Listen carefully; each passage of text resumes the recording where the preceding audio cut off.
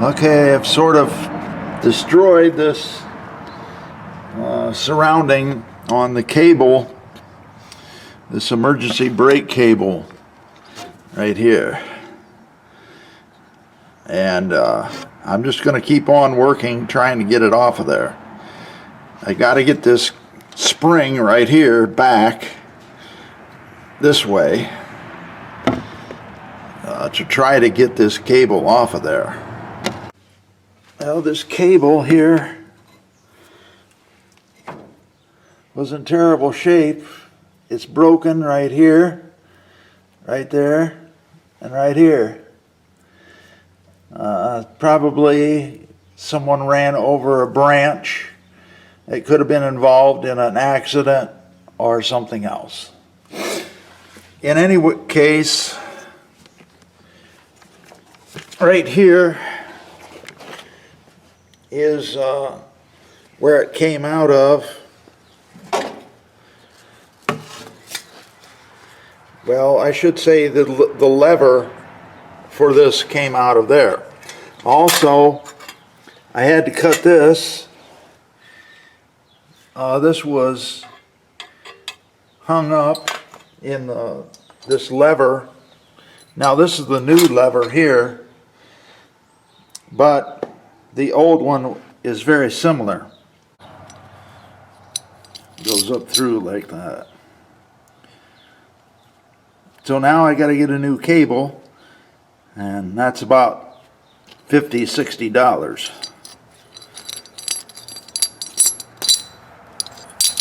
Okay, there's also a boot that goes around that lever right there.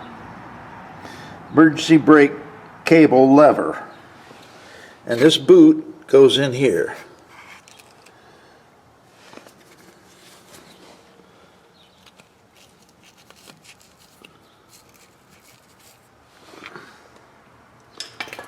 You might need a screwdriver to get it gently in there. You don't want to mess up the rubber on it. So there it is. Now this bearing is the repair bearing. I banged on it with a socket to try to get it back in here further, and this was all the further I got it. So now I have to put this lever in.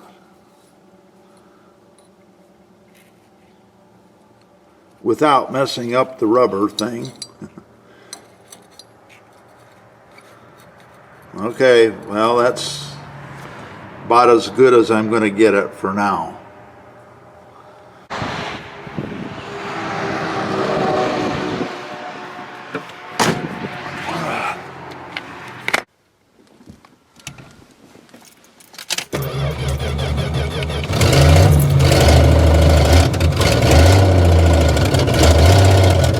Okay, here's the part number for this brake cable, and this is on the driver's side, otherwise known as the left side. And I had to order this, and it came within 1 day. This is a Duralast. Okay, now this is the springs. And there's the number that you're going to need. And this has the complete spring kit. Raybestos, which is a well-known manufacturer. All right, here are the brake shoes. There's the number. This is the box.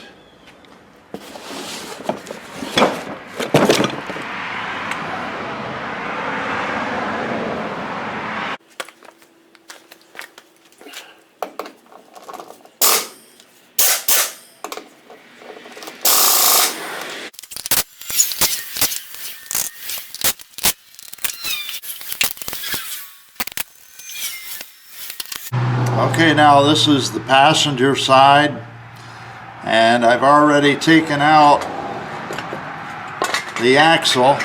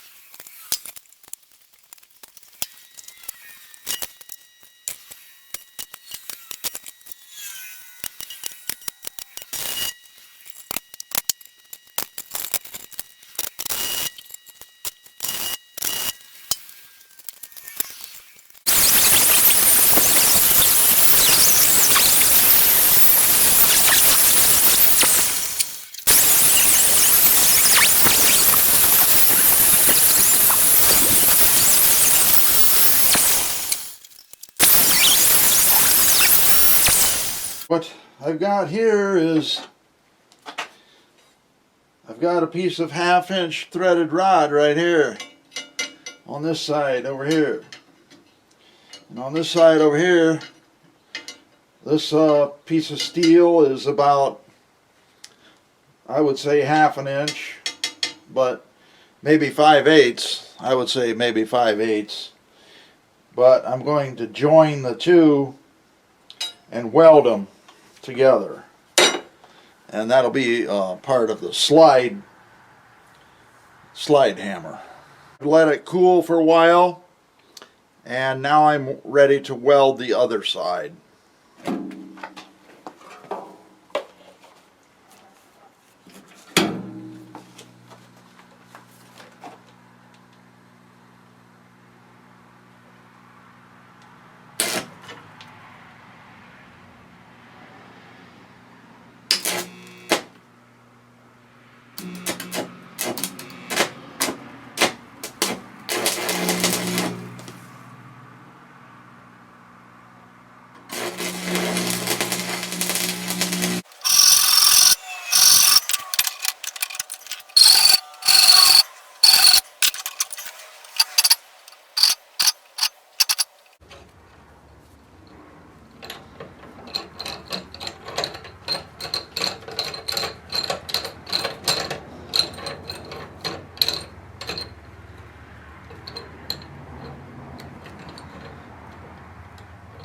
Okay, now I'll explain this here.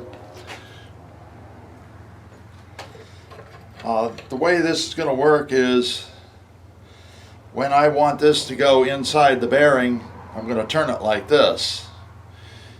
When I get it inside the bearing, then I'm going to turn it like that. And I'm going to turn it like that. And then this surface here and this surface down here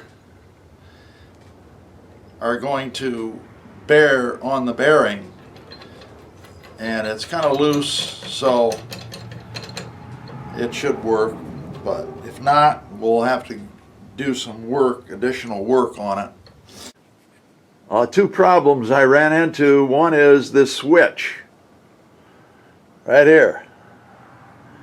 I had to take the two halves of the handle, separate them, and then I had to take the switch apart, and I put in electrical grease like this, lubricated the parts. Also, I used this contact cleaner